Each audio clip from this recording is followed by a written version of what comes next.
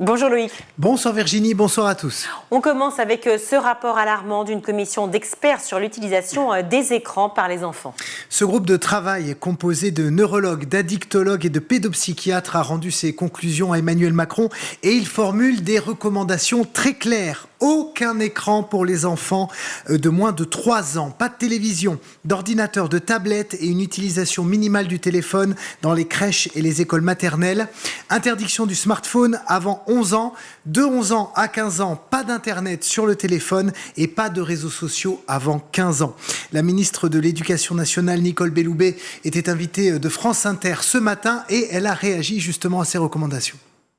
Il faut distinguer, selon moi, l'usage du téléphone, des réseaux sociaux, qui doit être, à mon avis, totalement réglementé, en tout cas pour les enfants, de l'usage du numérique pédagogique. Et pour moi, un outil numérique accompagné, c'est-à-dire avec l'enseignant à proximité, qui mesure les apprentissages et les progrès des apprentissages. Je crois que ce n'est pas quelque chose qui doit être rejeté parce que il est absurde de penser que notre société future se fera sans numérique. Et si l'école ne travaille pas à l'utilisation du numérique avec les enfants, alors je crois que notre école de demain est totalement ratée. Nicole Belloubet qui va néanmoins dans le sens de ce rapport puisqu'elle souhaite limiter l'utilisation des téléphones portables au collège, notamment pour éviter les phénomènes de harcèlement. Mon idée, à vérifier pour la mise en œuvre, on peut l'expérimenter. Il y a une loi qui interdit cela. Mais l'idée, c'est évidemment que les portables puissent être déposés à l'entrée et qu'ils ne circulent pas dans les collèges, puisque c'est ça qui s'est passé sur l'affaire Samara. Ça va se faire, c'est matériellement possible ? Je pense que c'est matériellement possible. Je voudrais vraiment que nous puissions faire cela. Après, c'est une autre question que celle que vous posez sur l'interdiction de l'utilisation des réseaux sociaux et l'autorisation parentale entre 13 et 15 ans. On a des idées sur la manière de faire. Nous disposons à l'éducation nationale d'un portail qui s'appelle EduConnect. Il faut mesurer sur la question de savoir si cela peut être utilisé ou s'il y a des difficultés en matière de données partagées. Ça, c'est un point qui mérite d'être travaillé. Et puisqu'on évoque cette notion de harcèlement lié aux réseaux sociaux, Nicole Belloubet a révélé les conclusions de l'enquête administrative suite à l'agression de Samara. Cette adolescente de 13 ans, rouée de coups à la sortie de son collège à Montpellier le 2 avril dernier, la mère et la grand-mère de Samara avaient accusé l'établissement de ne pas avoir assez protégé la jeune fille des menaces qui pesaient sur elle. Mais Nicole Belloubet a confirmé que les équipes éducatives avaient fait leur travail. Le collège, au vu des éléments qui étaient portés à sa connaissance, a fait tout ce qui était en sa possibilité de faire. C'est-à-dire qu'il y a eu un suivi de l'élève. Elle a été entendue plusieurs fois, je veux dire, par les équipes éducatives avant le drame qui s'est produit. Et au vu des éléments qui étaient portés à leur connaissance, les équipes éducatives ont fait ce qu'elles pouvaient faire. Pas de négligence du collège. Je n'ai pas relevé, et l'enquête administrative n'a pas relevé de négligence. Le deuxième point qui est à relever, c'est évidemment le fait que les réseaux sociaux, et notamment ces fameux comptes ficha, sont sans doute à l'origine de ce qui s'est passé avec des images qui ont circulé, qui étaient considérées comme porteurs de mépris, de haine, etc. Mais ce que dit l'enquête, c'est qu'il y a certainement un contexte communautaire, mais que celui-ci s'est sans doute trouvé accentué par les images qui ont été véhiculées sur ce compte ficha.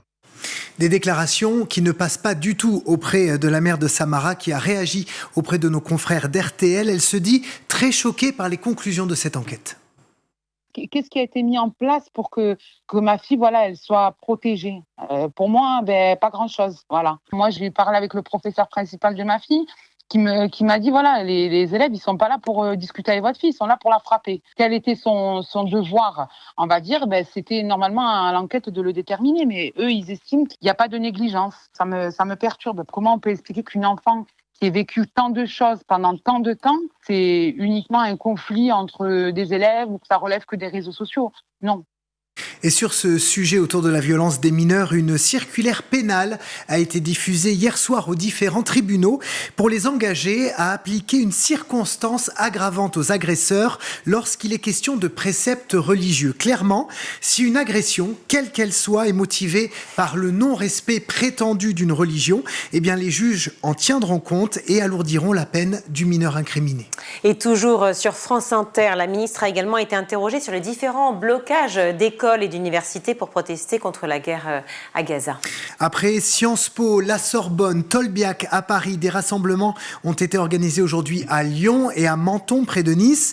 Hier, Valérie Pécresse, la présidente de la région Île-de-France, a annoncé suspendre les subventions habituellement attribuées à Sciences Po, accusant la direction d'avoir capitulé face à la pression des étudiants.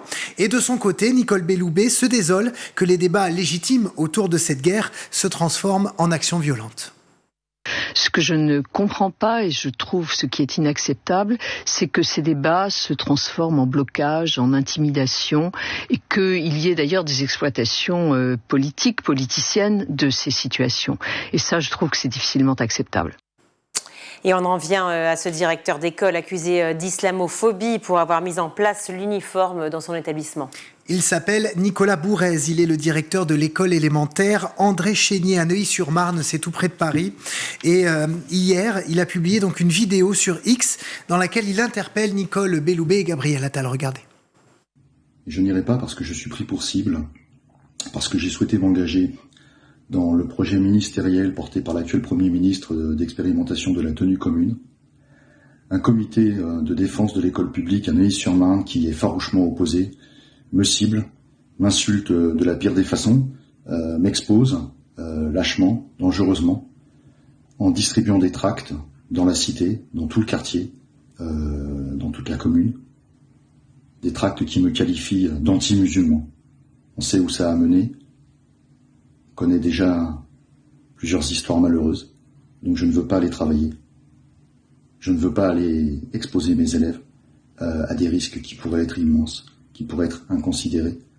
Selon nos confrères d'RMC qui se sont rendus sur place, peu de parents ont finalement porté attention à ce tract, là où d'autres ne comprennent pas ce que vient faire la religion dans un débat autour de l'uniforme. Nicolas Bourrez a porté plainte pour diffamation, il s'est mis en arrêt maladie et l'Éducation nationale a signalé l'affaire au procureur de la République tout en renforçant la sécurité de ce directeur d'école. Et on termine avec cet encadrant du service national universel accusé d'agression sexuelle sur plusieurs mineurs à Vesoul. Selon la procureure de la République, 7 adolescentes de 15 à 17 ans ont dénoncé des gestes inadaptés au cours de la session débutée le 15 avril dernier à Vesoul par cet encadrant âgé de 19 ans. Ils ont porté plainte. Le suspect a été placé en garde à vue et il aurait justifié son geste par un viol dont il aurait été lui-même victime à l'âge de 5 ans. Il a évidemment été mis à pied du service national universel en attente de son jugement. Merci beaucoup Loïc pour ces informations.